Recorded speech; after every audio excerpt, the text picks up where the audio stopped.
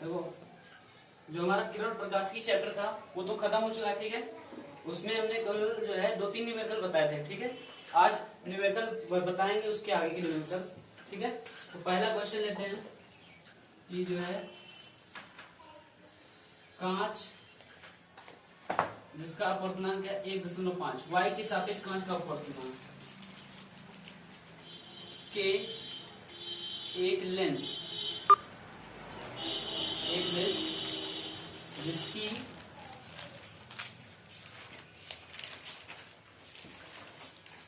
वायु में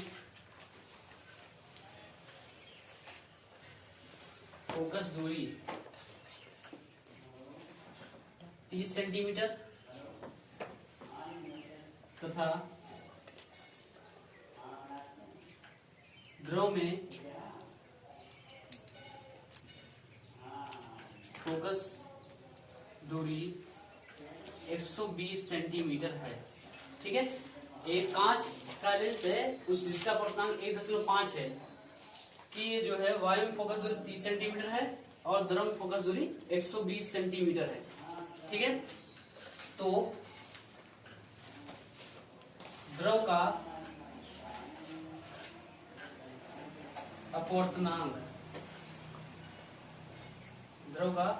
अपवर्तनांक ज्ञात कीजिए, ठीक है। ये देखो, द्रव का अपवर्तनांक अब निकालना है तो हम किसके सापेक्ष निकालेंगे? वायु के सापेक्ष। किसके सापेक्ष?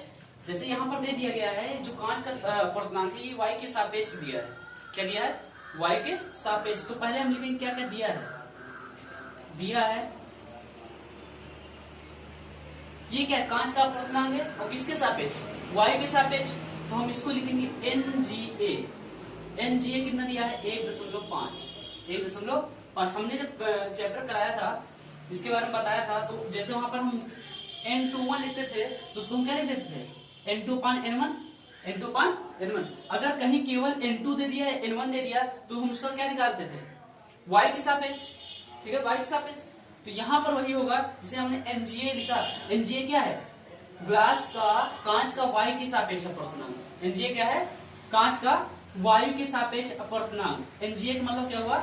कांच का वायु के सापेक्ष। A मतलब एयर और G मतलब ग्लास मतलब कांच।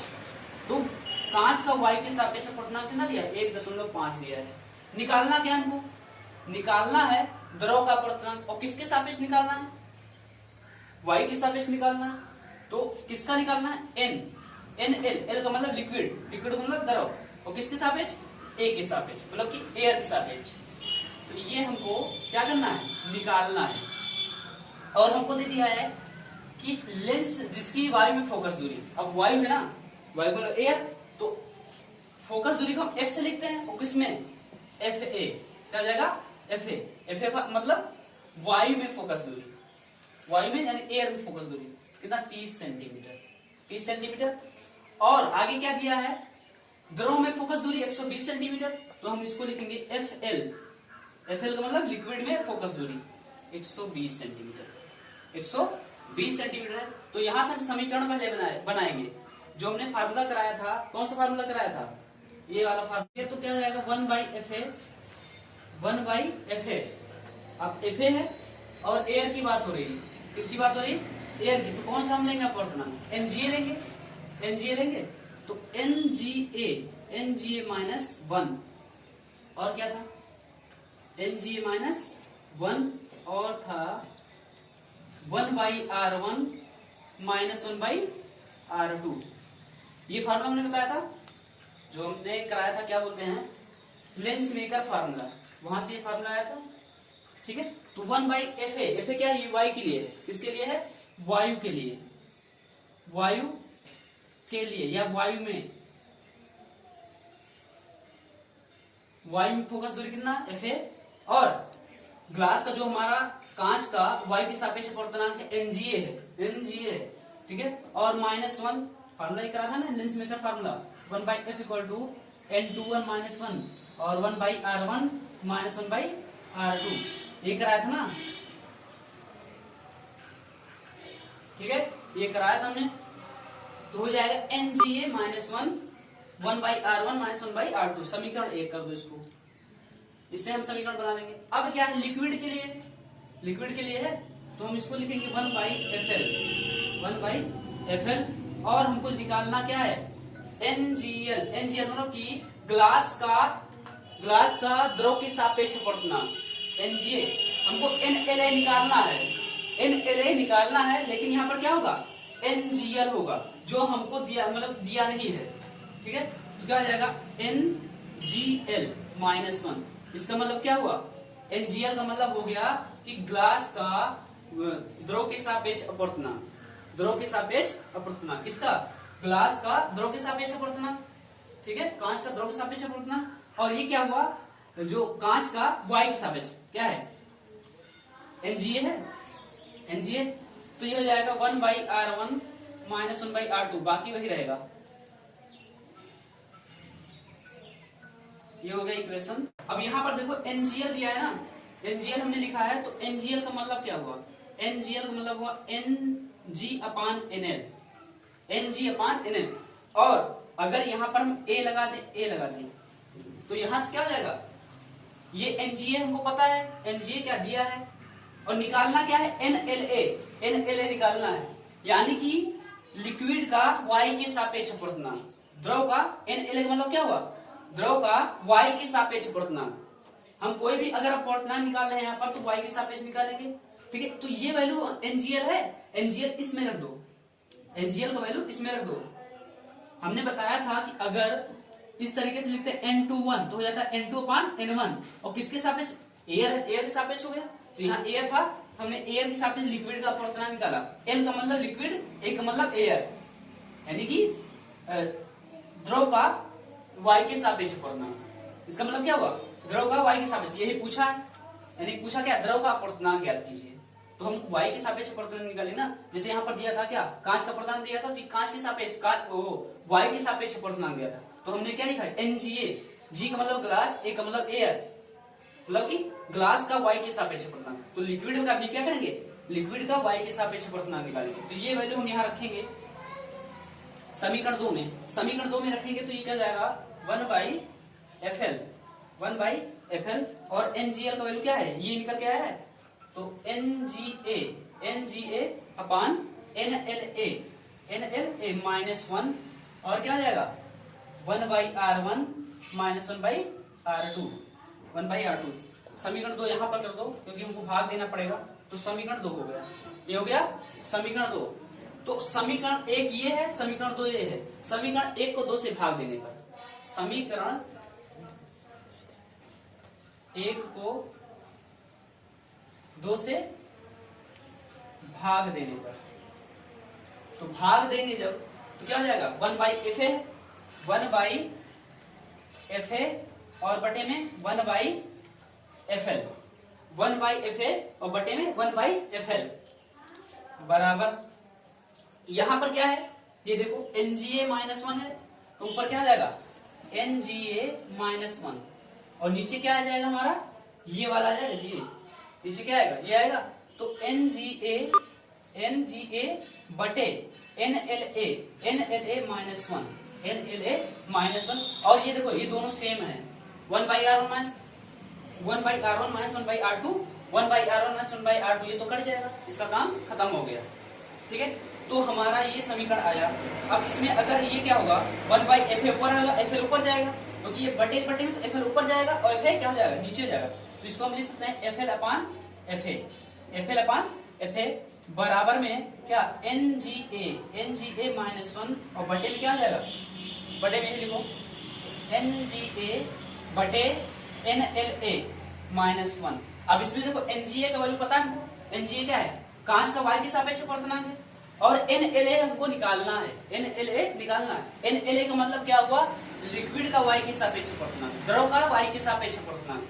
और हमको FL भी पता है, FA भी पता है, FL पता है और FA पता है, इतना पहले करो फिर आगे बता है। अब आगे देखो क्या है, FL/FA है, हमको FL और FA का वैल्यू पता है ना, तो उसमें हम FL और FA का वैल्यू रखते हैं।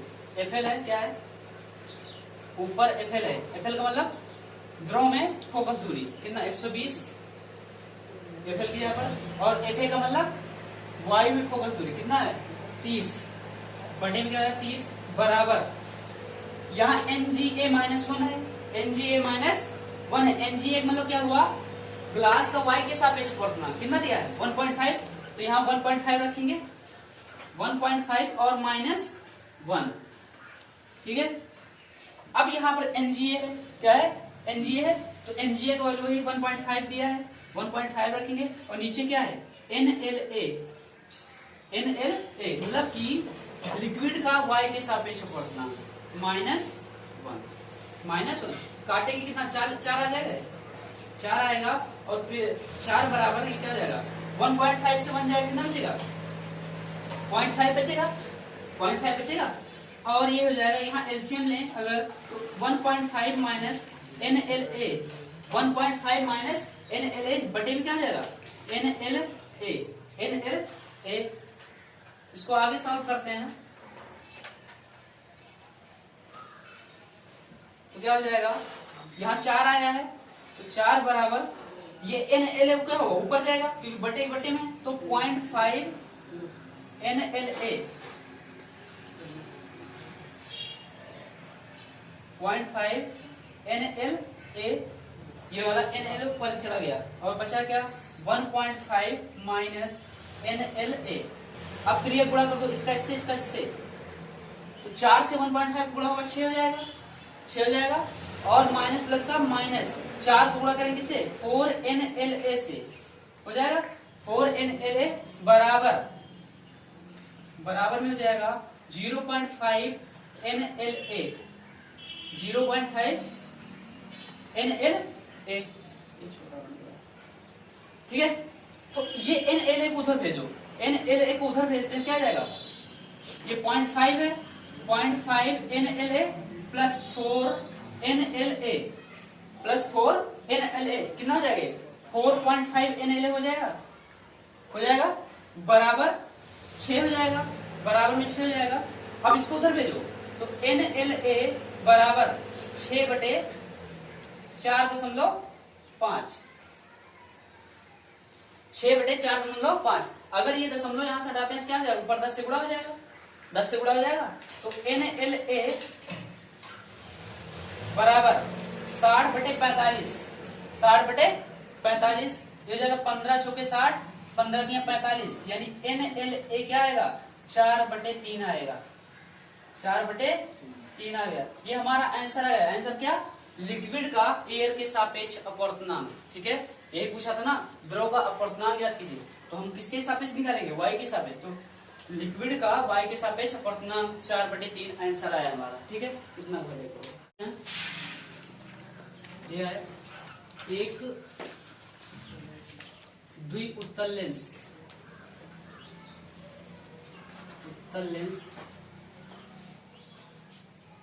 जिसकी वक्रता त्रिज्याएं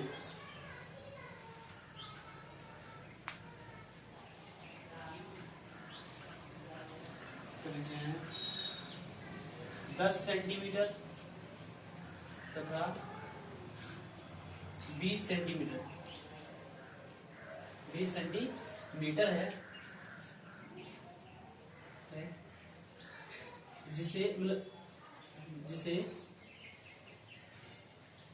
1.76 अपवर्तनांक वाले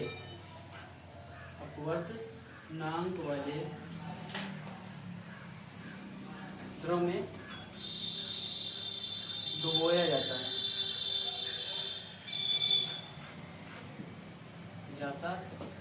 है यदि कांच का अपवर्तनांक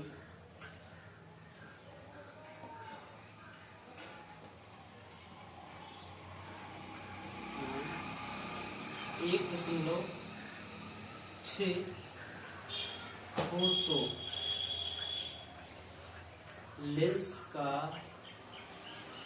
लेंस की द्रव में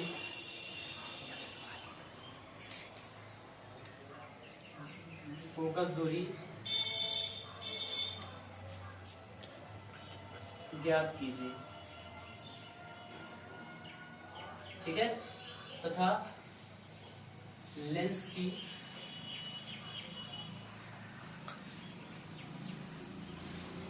प्रकृति बताइए।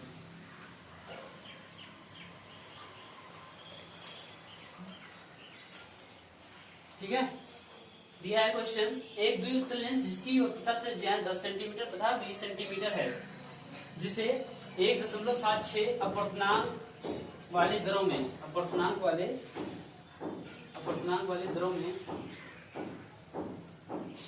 डुबोया जाता है। यदि कांच का अपवर्तनांक 1.6 हो तो लेंस की दरों में फोकस दूरी ज्ञात कीजिए तथा लेंस की प्रकृति बताइए। अभी अभी हमने बताया था, पहले इसमें देखो दिया क्या क्या है, दिया है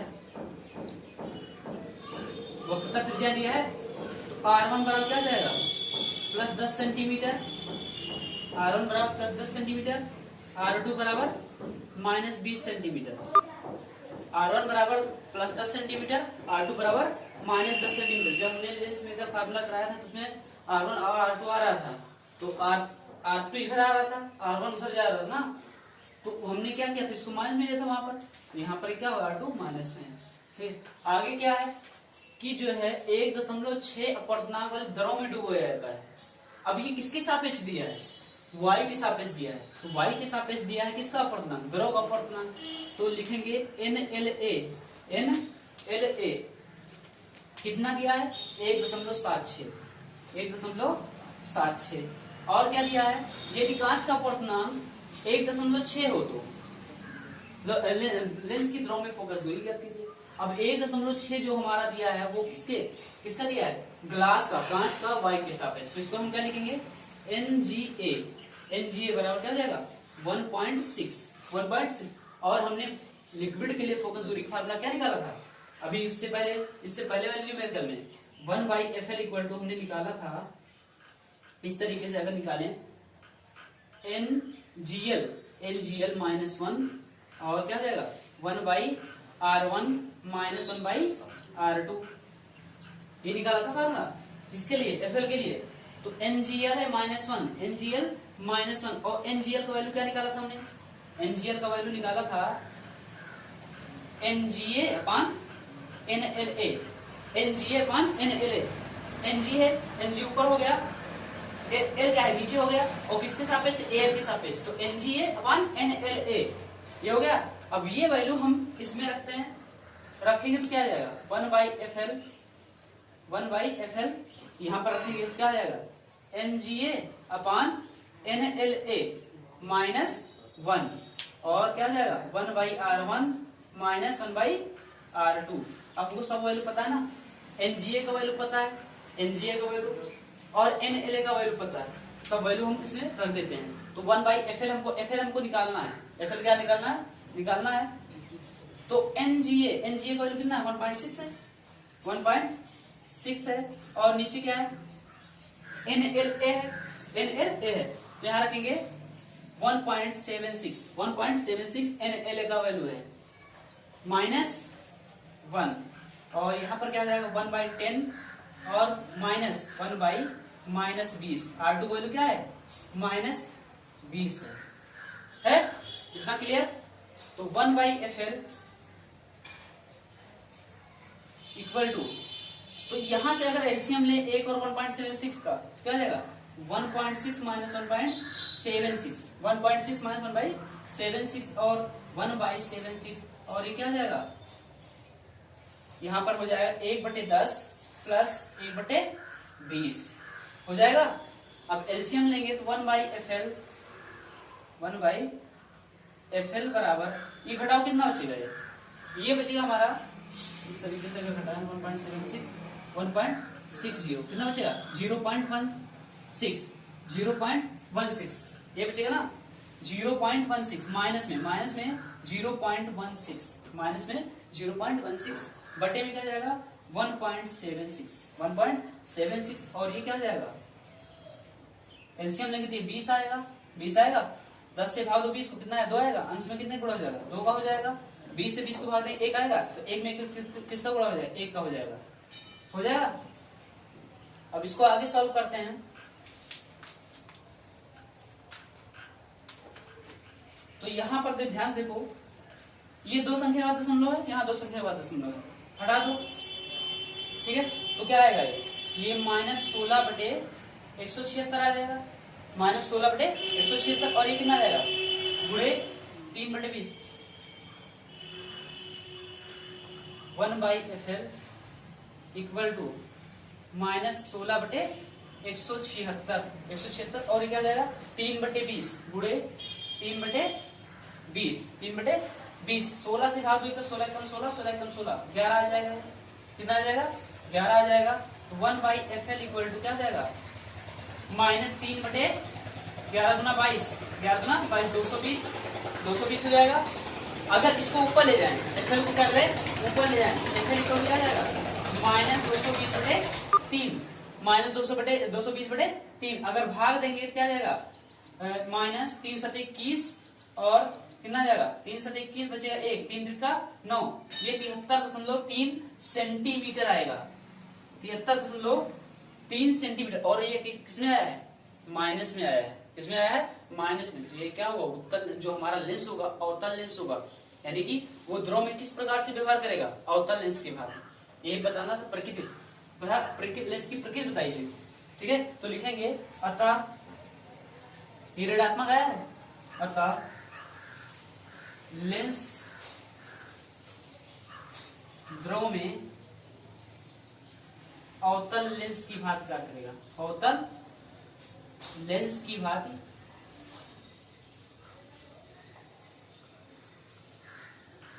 कार्य करेगा, क्योंकि अवतल लेंस का जो फोकस दूरी माइनस में होता है। ठीक है, अतः लेंस ध्रुव में अवतल लेंस की भांति कार्य करेगा। ठीक है, माइनस में। ये इतना क्लियर। यह एक वस्तु से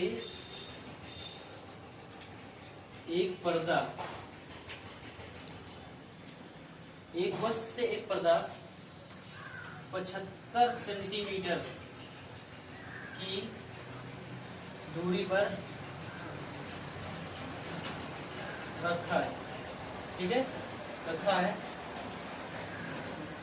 इनके बीच एक लेंस को,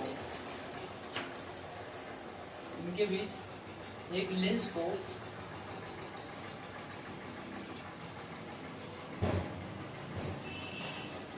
कहाँ रखा जाए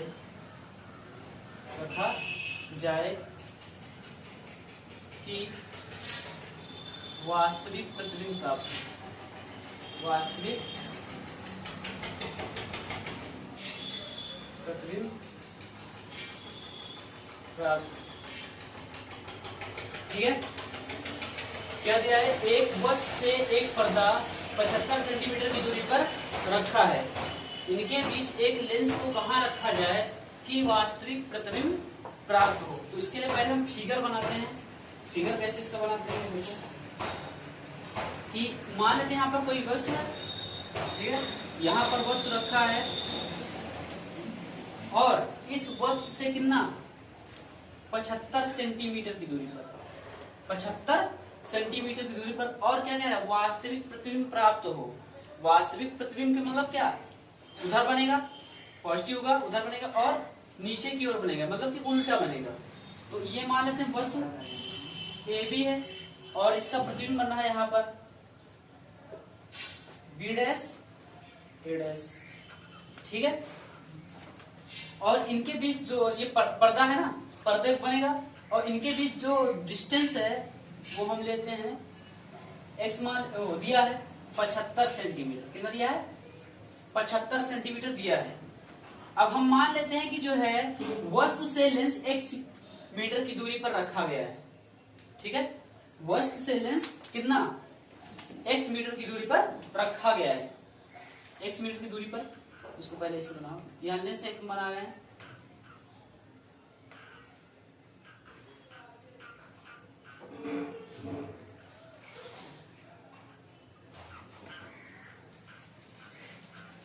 इसका प्रकाशित केंद्र O है। लेंस को हमने क्या माना है कि जो है कि वस्तु से x मीटर की दूरी पर, x सेंटीमीटर की दूरी पर रखा है। ये इतना हमने माना x। ठीक है, इतना माना x, तो टोटल है 75, टोटल है 75 और ये है वस्तु का प्रतिबिंब। ये क्या है? वस्तु का प्रतिबिंब। जब ये टोटल 75 है और ये x है तो ये कितना निकलेगा? 75 माइनस x निकल जाएगा, निकल जाएगा। टोटल 75 और इतना x है, यहां से यहां तक का x है तो ये कितना निकलेगा? 75 माइनस x हो जाएगा। ये हो गया लेंस के प्रकाशीय केंद्र से वस्तु के प्रतिबिंब तक की दूरी, प्रतिबिंब की तक की दूरी जो कि पर्दे पर बन रहा है, जो वस्तु से 75 सेंटीमीटर की दूरी पर रखा है। तो मानेंगे, माना लेंस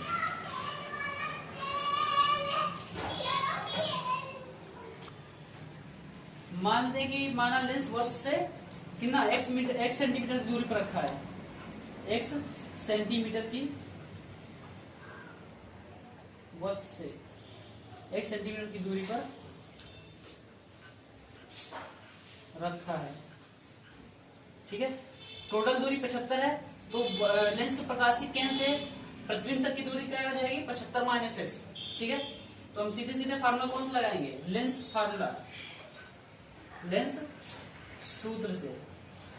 लेंस सूत्र क्या होता है? 1/f equal to 1/b minus 1/u, 1/u। तो यहां पर हम रखते हैं वैल्यू, तो 1/f और एक चीज में जो ये लेंस है इसकी फोकस दूरी 12 सेंटीमीटर है। कितना है? जो ये लेंस दिया है इसकी फोकस दूरी 12 सेंटीमीटर है। ठीक है, फोकस दूरी 12 सेंटीमीटर, उसमें लिखा नहीं, ये हम बता रहे हैं। जो लेंस का ये है इसका फोकस दूरी 12 सेंटीमीटर दिया है क्वेश्चन में। तो यहाँ f का वैल्यू क्या हो जाएगा? 12 सेंटीमीटर हो जाएगा। 12 सेंटीमीटर बराबर में क्या हो जाएगा? 1/b। b की वैल्यू क्या होगी? 75 माइनस x, क्योंकि b क्या है? लेंस के प्रकाशीय केंद्र से वस्तु के प्रतिबिंब तक की दूरी है, तो उधर है क्या होगा? प्लस में होगा, तो क्या हो जाएगा? 1/75 माइनस x और माइनस 1/u, 1/u। ये क्या है? वस्तु u क्या है? लेंस के प्रकाशीय केंद्र से वस्तु की दूरी, वो कितना माना हमने? x माना है, तो क्या हो जाएगा? 1/- x। क्यों? क्योंकि इधर दूरी नाप रहे हैं। ठीक है, तो 1/12 बराबर ये हो जाएगा 1/75 माइनस x और ये माइनस क्या हो जाएगा? प्लस हो जाएगा, 1/x हो जाएगा। यहाँ पर एलसीएम लो, 75 माइनस x और x का क्या हो जाएगा? x और 75 माइनस x हो जाएगा, x और 75 माइनस x, ये इधर मल्टीप्लाई होगा। क्यों? अगर हम 75 माइनस x से 75 माइनस x को भाग देंगे तो x बचेगा, तो 1 में x का मल्टीप्लाई हो जाएगा, प्लस अब x इंटू 75 माइनस x है, उसको x से भाग देना, क्या बचेगा? 75 माइनस x बचेगा। तो 1 में गुणा किसका हो जाएगा? 75 माइनस x का हो जाएगा। तो यहाँ पर x से x कैंसिल हो गया, x से x क्या हो गया? कैंसिल हो गया। तो 1/12 बराबर क्या हो जाएगा? 75 बटे, और इसको अंदर गुणा करो, कितना हो जाएगा? 75x minus x square. 3 गुणा करो तो 3 गुणा से मल्टीप्लाई होगा, क्या हो जाएगा? 75x माइनस एक्स स्क्वायर, और 12 का 75 से गुणा होगा, कितना आ जाएगा? 900 आ जाएगा। गुणा करके देखो, 12 25 60, मसला 6 12 84 84 6 90।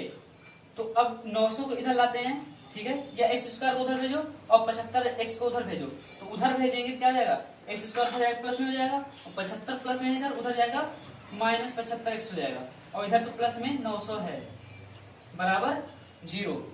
अब यहाँ पर देखो एक द्विघात समीकरण बन गया है, तो यहाँ पर क्या प्लस है, तो ऐसा करो जोड़ने पर 75 आ जाए और गुणा करने पर 900 आ जाए।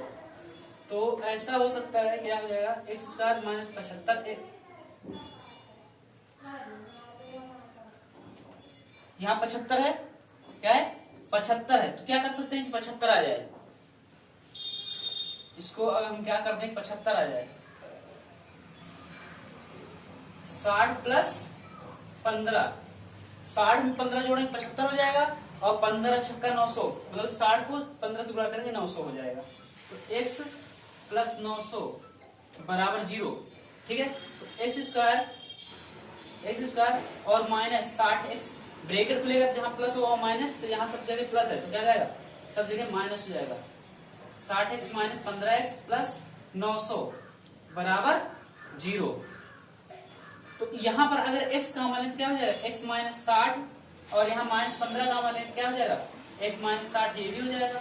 15 से भाग कॉमन लेंगे तो यहाँ हो जाएगा x और 15 छक्का 90 यानी कि 60 बच जाएगा बराबर 0। अब दोनों में क्या आ रहा है, x माइनस 60 x माइनस 60, तो x माइनस 60 कॉमन लो कितना बच जाएगा, x माइनस 60 कॉमन ले तो x माइनस 15 बच जाएगा, x माइनस 15 बच जाएगा बराबर 0। यहाँ से x की वैल्यू क्या क्या आएगा, x बराबर एक आ जाएगा 60 सेंटीमीटर या x बराबर 15 उधर जाएगा 15 सेंटीमीटर। यानी कहने का मतलब क्या है, अगर वस्तु से लेंस के प्रकाशित केंद्र से कितनी दूरी पर रखा गया है, वस्तु मतलब कि वस्तु से लेंस तक की दूरी कितनी जाएगी, या 60 होगी या 75 होगी, 60 होगी या 15 होगी, 60 होगी या 15 होगी। तो अगर ये निकालना चाहे ये भी क्या होगा 60 15 आएगा, क्योंकि अगर x का वैल्यू रखते हैं 75 माइनस 60 कितना 15 बच जाएगा, अगर x का वैल्यू 15 रखते हैं तो 60 बच जाएगा। ठीक है, इतना करो, ये आंसर आएगा। क्वेश्चन लिखते हैं, क्वेश्चन क्या है, चित्र में एक वस्तु का प्रतिबिंब, चित्र में एक वस्तु का प्रतिबिंब उत्तल लेंस द्वारा बना है, उत्तल लेंस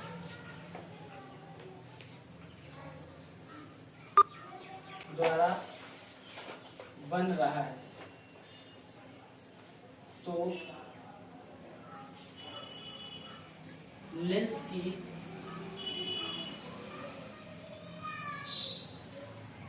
फोकस दूरी ज्ञात कीजिए।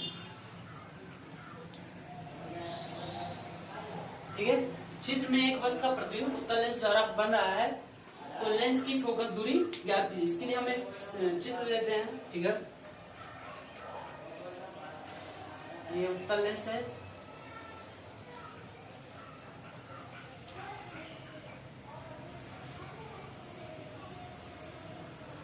ये चित्र में दिया है। ठीक है, और ये इसका प्रकाशीय केंद्र O है यहाँ पर, और ये इसका मुख्य H है, मुख्य H है। इसका एक प्रथम फोकस F1 है और ये सेकेंड फोकस F2 है। ठीक है, सेकेंड फोकस F2 है। अब इस पर कोई वस्तु रखा है,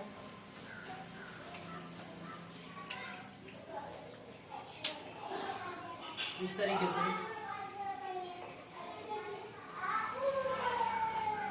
OO डैश।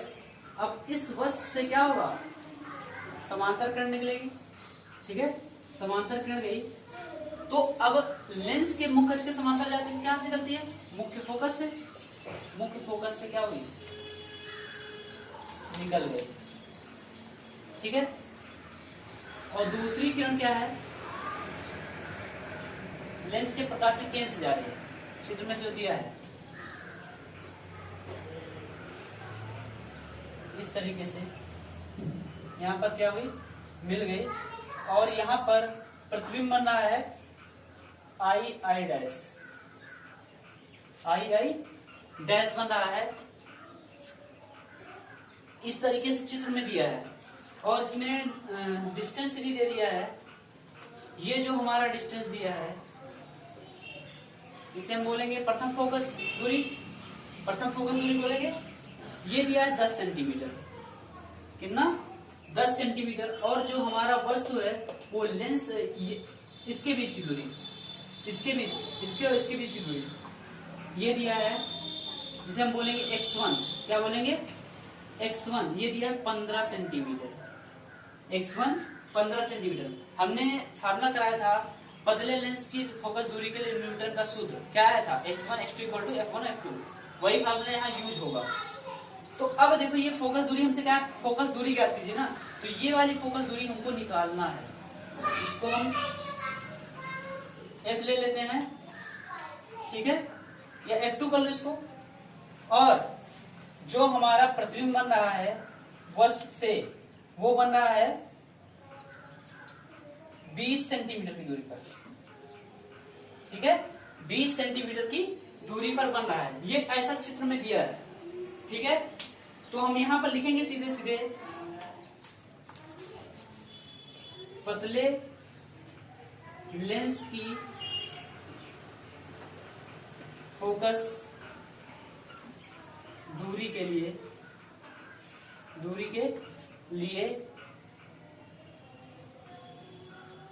न्यूटन के सूत्र से तो पहले देखो दिया क्या क्या है। हमारा जो वैल्यू दिया है वो दिया है,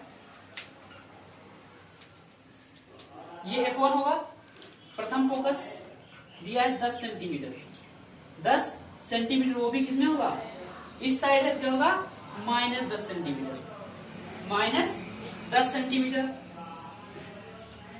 और x1 कितना दिया है, x1 बराबर -15 सेंटीमीटर हो जाएगा, क्योंकि दूरी क्या है, इस साइड ले रहा है ना, तो -15 सेंटीमीटर और -10 सेंटीमीटर। ये प्रथम फोकस दूरी है, ये बस प्रथम फोकस से बस की दूरी है।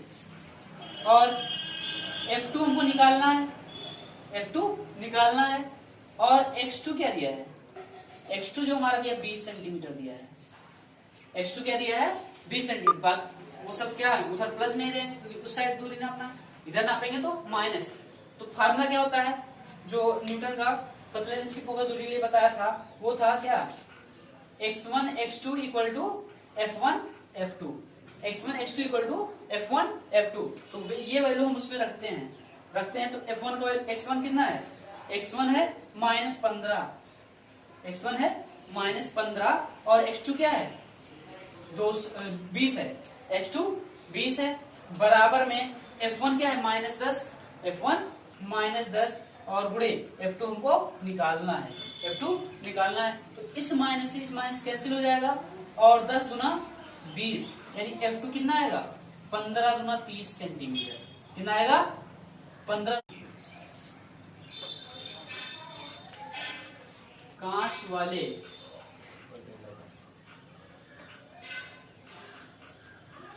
प्रिज्म का न्यूनतम विचलन कोण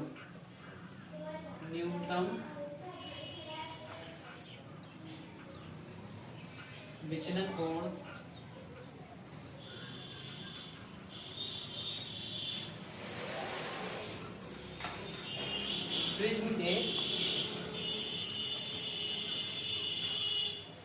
अपवर्तक कोण के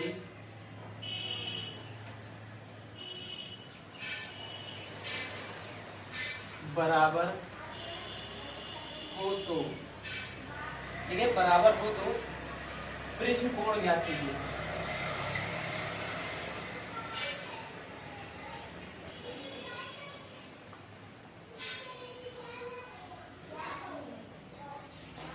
ठीक है, दिया है कि यदि n बराबर √3 कांच वाले प्रिज्म का न्यूनतम विचलन कोण, प्रिज्म के अपवर्तक कोण के बराबर हो तो प्रिज्म कोण ज्ञात कीजिए। ठीक है, प्रिज्म कोण ज्ञात कीजिए। और अपवर्तनांक के लिए, प्रिज्म के अपवर्तनांक के लिए व्यंजक क्या होता है, प्रिज्म के अपवर्तनांक के लिए व्यंजक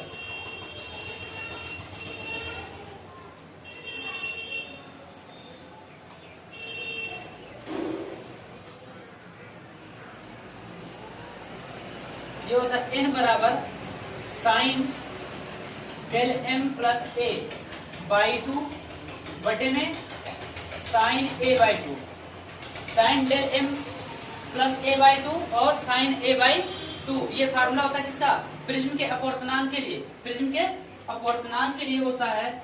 और इसमें क्या कहा है क्वेश्चन में, n तो दे दिया है, n बराबर √3 दिया है, ठीक है, n बराबर √3 दिया है। और क्या कहा है, प्रिज्म का न्यूनतम विचलन कोण, प्रिज्म का न्यूनतम विचलन कोण क्या है, डेल है, डेल को बोलते हैं विचलन कोण, और डेल m हो गया तो न्यूनतम विचलन कोण, न्यूनतम विचलन कोण यानी डेल m प्रिज्म के अपवर्तक कोण के बराबर है, यानी कि प्रिज्म के कोण के बराबर है। अपवर्तक कोण का मतलब प्रिज्म का कोण, क्या कहेंगे, अपवर्तक कोण मतलब प्रिज्म कोण, यानी प्रिज्म कोण और अपवर्तक कोण एक ही होता है, ठीक है। तो किसके बराबर है, अपवर्तक कोण यानी कि प्रिज्म के कोण के बराबर है, ठीक है। ये इतनी चीजें दिया है, तो ये क्या करते हैं हम उसमें रखते हैं। तो n की जगह पर √3 रखो, क्योंकि n का मान √3 दिया है, बराबर साइन डेल m की जगह क्या रखेंगे, डेल m की जगह a रख देंगे, तो a plus a by 2, a plus a by 2, और नीचे वही रहेगा साइन a बाई 2। इसमें कोई चेंज नहीं करेंगे, क्योंकि a क्या है, प्रिज्म का कोण ही है, या अपवर्तक कोण ही बोलते हैं इसको, ठीक है। तो √3 ये क्या हो जाएगा, साइन 2a/2, साइन 2a/2 और साइन a/2। यहां 2 से 2 कैंसिल हुआ, 2 से 2 कैंसिल हुआ, तो √3 इक्वल टू क्या आएगा, साइन a/साइन a/2, साइन a/साइन a/2। और एक फार्मूला होता है साइन 2 थीटा का, क्या होता है, 2 sine theta into cos theta. अब देखो 2 थीटा था तो सब जगह थीटा थीटा हो गया, 2 थीटा था तो क्या हो गया, थीटा थीटा हो गया। अगर यहीं पर क्या है, साइन ए है, क्या है, साइन ए, यानी कोण आधा दे दिया गया, तो इसका और आधा कर देंगे, क्या हो जाएगा, क्या बन के आएगा, 2 साइन a/2, जैसे यहाँ 2 थीटा था तो उसका आधा क्या, थीटा हो गया, और into cos a/2। Sine 2 theta का फार्मूला क्या था, 2 sine theta into cos theta. वैसे अगर हम साइन ए का वैल्यू निकालेंगे तो 2 sine A into 2 sine a/2 into cos a/2। तो यहां रखेंगे,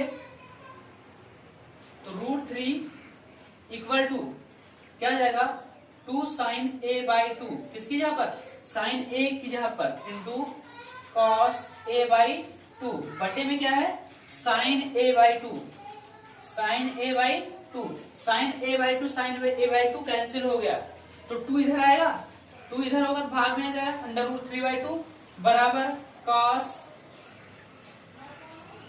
a/2, कॉस a/2। तो इसको इस तरीके से लिखो, कॉस a/2 बराबर √3/2, कॉस a/2 बराबर √3/2। अब ये जो वैल्यू होता है √3/2, ये कॉस 30 डिग्री का वैल्यू होता है, किसका होता है, कॉस 30 डिग्री का वैल्यू होता है। तो cos a/2 equal to cos 30 degree, 30 अंश, कितना हो जाएगा, 30 अंश। कॉस से कॉस कैंसिल होगा, क्या आएगा, a/2 equal to 30, a/2 equal to 30 degree. तो अब 2 को उधर भेजने क्या जाएगा, a बराबर 30 गुना 60, यानी कि हमारा प्रिज्म कोण क्या आएगा, 60 अंश आएगा, कितना आएगा, 60 अंश।